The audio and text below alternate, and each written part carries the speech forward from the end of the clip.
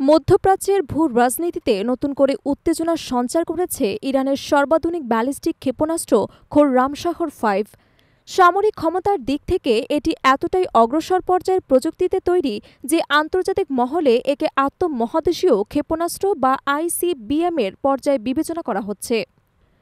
ইরানের প্রতিরক্ষা মন্ত্রণালয় সম্প্রতি এটির সফল উৎক্ষেপণের ঘোষণা দেওয়ার পরপরই আন্তর্জাতিক অঙ্গনে তীব্র প্রতিক্রিয়া দেখা দেয়। বিশেষজ্ঞদের মতে ইরান কেবল আঞ্চলিক শক্তি নয়, বৈশ্বিক সামরিক প্রতিযোগিতায় প্রবেশ করছে। খোররামশাহর-5 তারই বড় প্রমাণ। ক্ষেপণাস্ত্রটি প্রায় ২০০০ কিলোমিটার দূরত্বে লক্ষ্যবস্তুকে আঘাত আনতে সক্ষম এবং এতে রয়েছে ১৫০০ কেজির বেশি ওয়ারহেড বহনের ক্ষমতা। প্রযুক্তিগত দিক থেকে এটা এতটাই শক্তিশালী, অস্ত্রের মালিকানা ইরানকে সেই দেশগুলোর কাতারে তুলে আনতে পারে যাদের হাতে রয়েছে কার্যকর আইসিবিএম, যেমন যুক্তরাষ্ট্র, রাশিয়া, চীন, ভারত, উত্তর কোরিয়া এবং ফ্রান্স। ইরান জানিয়েছে এই ক্ষেপণাস্ত্রে ব্যবহৃত হয়েছে নতুন প্রজন্মের জ্বালানি এবং উন্নত ন্যাভিগেশন সিস্টেম, যার ফলে এটি দ্রুত প্রস্তুত হয়ে শত্রুর রাডার ফাঁকি দিয়ে নিখুঁতভাবে আঘাত হানতে সক্ষম। দেশটির প্রতিরক্ষা মন্ত্রণালয় দাবি করেছে এটি যুদ্ধক্ষেত্রে কৌশলগত সুবিধা অর্জনের জন্য সম্পূর্ণ প্রস্তুত এবং প্রয়োজনীয় সময়ে তাৎক্ষণিকভাবে ব্যবহারযোগ্য।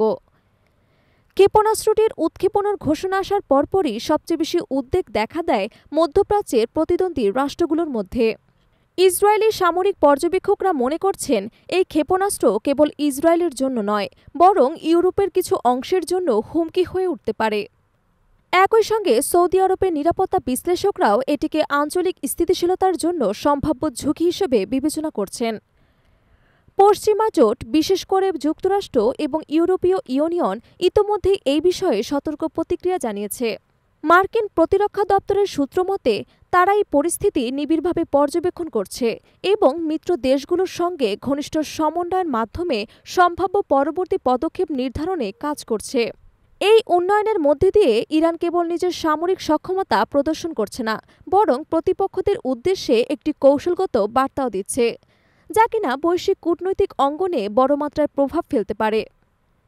সামরিক বিশ্লেষকদের অনেকেই মনে করছেন ইরান যদি কার্যকর আইসিবিএম নির্মাণে সফল হয় তবে ভবিষ্যতে এটি পারমাণবিক অস্ত্রবাহী প্ল্যাটফর্ম হিসেবেও ব্যবহৃত হতে পারে। যদিও ইরান বারবার দাবি করেছে তাদের পরমাণু কর্মসূচি সম্পূর্ণভাবে শান্তিপূর্ণ এবং অসামরিক উদ্দেশ্যে পরিচালিত, তবু পশ্চিমা শক্তিগুলো এ দাবিকে বরাবরই সন্দেহের চোখে দেখেছে। খোররামশাহর নামটি ইরানের ইতিহাসে একটি প্রতীকী স্থান, যে শহরটি ইরান-ইরাক যুদ্ধের সময় প্রচণ্ড লড়াইয়ের কেন্দ্রস্থল ছিল। সেই শহরের নামে ক্ষেপণাস্ত্রটির সিরিজটি নামকরণ করা হয়, যা কেবল একটি সামরিক অস্ত্র নয়, বরং জাতীয় গর্ব, প্রতিরোধ এবং আত্মমর্যাদার প্রতীক হিসেবেও ব্যবহৃত হচ্ছে। সেক্ষেত্রে খোররামশাহর-5 কেবল যুদ্ধের সরঞ্জাম নয়, বরং এক ধরনের কৌশলগত বার্তা, যা ইরান পশ্চিমা নিষেধাজ্ঞা, রাজনৈতিক চাপ এবং আঞ্চলিক প্রতিরোধ সত্ত্বেও সামরিক অগ্রগতির পথ ধরে এগিয়ে যাচ্ছে।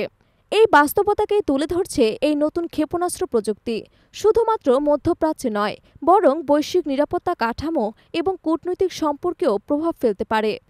বিশ্বের নজর এখন ইরানের দিকে।